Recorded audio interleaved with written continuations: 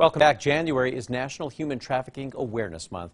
Now, this is a great time to help the citizens of New Mexico have a little more understanding about the human trafficking that is occurring right here in our state. Crystal spoke with Shelley Repp. She's the executive director at the New Mexico Dream Center to find out more. Joining us this morning, we have Shelley Repp with the New Mexico Dream Center. Good morning. Good morning. It's so good to be here today. Thank you so much for joining us, Shelley. I'm very intrigued about this interview because it's something that a lot of us don't know too much about, but it's going on right in our backyard. So we're talking about trafficking and human trafficking and how it really plays out here in New Mexico. Let's start there. What does it look like for our state? So our state is, one of the largest states in the nation. And so depending on where you are in the state, you're going to see kind of a different look to human trafficking. And I think that's important for people to understand. We do know that right there on our border, our shared border with Texas and Mexico right there, that we are seeing human trafficking in the form of immigrants that are coming into the state of New Mexico and being trafficked. And we know that is a really big issue that we're dealing with. But it's not like that throughout the whole state. So if we just go a little further north from that border to from the border with Texas and Mexico up to where we are sharing the border with just Texas and that big oil pan that we have right there, we've got human trafficking happening right there. So we've got man camps that have formed for the workers in that field. And so we're seeing a lot of actual sex trafficking out there in that area.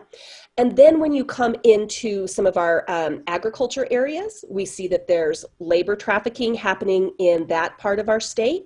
And then in Albuquerque, because we have I-40 and I-25 crossing in our state, it's our biggest city, biggest population center.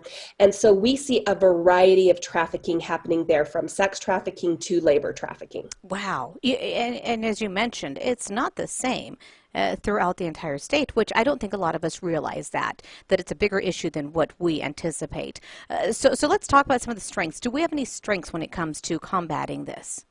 Yeah, so New Mexico actually really does, which is really encouraging. So in 2016, New Mexico was able to get a federal grant, and they have set up a statewide task force. And so that's run through the Attorney General's office and then a service provider in Santa Fe called the LifeLink. And they're able to really answer the call and provide training across the state of New Mexico, which I think is super, super important. So we've had more awareness in the last 4 years than we've ever had previously. And so that can really give us some hope around the issue of human trafficking and being able to not only just recognize, but provide services to those victims. Let's talk about some of the weaknesses that we have in our state when it comes to combating the issue. So unfortunately, we are still very weak when it comes to what's called DMST, domestic minor sex trafficking. We do not have a statewide strategy for addressing that. We do not have specialized services or specialized beds, and it largely goes unrecognized. And so these kids that have been trafficked end up coming in for services potentially that aren't applicable to what's happened to them, or they continue to be trafficked and we don't even know that it's happening because we have not set up that statewide strategy or even a strategy within a locale. Tell me about the misconceptions. Too often we think it will never happen to me or happen to a loved one. Is that one of the biggest misconceptions when it comes to human trafficking? So it really can, because what we've seen across the United States is that it will hit every demographic that's available. So it's not something that is only in one particular demographic, but there are some red flags or there are some vulnerabilities that we see that could contribute to somebody being more likely to be trafficked than another person. And really what that comes down to is having some factors in your life that are going to create vulnerability. So that could look like sexual or physical abuse when you were young. That could look like homelessness. It could look like a disconnection from family or other safety measures.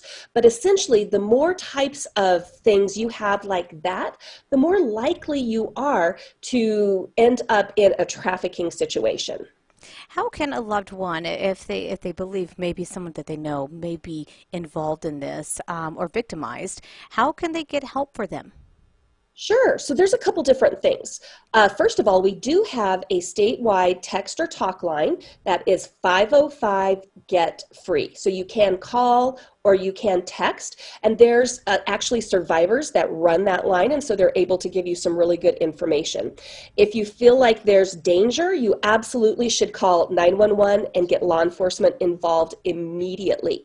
If you're looking for maybe some advice or some training around what you can do as a parent to help keep your kids more, keep them safer, we are happy to do that with our agency, and you can find us at nmdreamcenter.org or give us a call at 505-900-3833. Okay, perfect. And today, starting today, there's a conference, an online conference that we could attend if we want more information.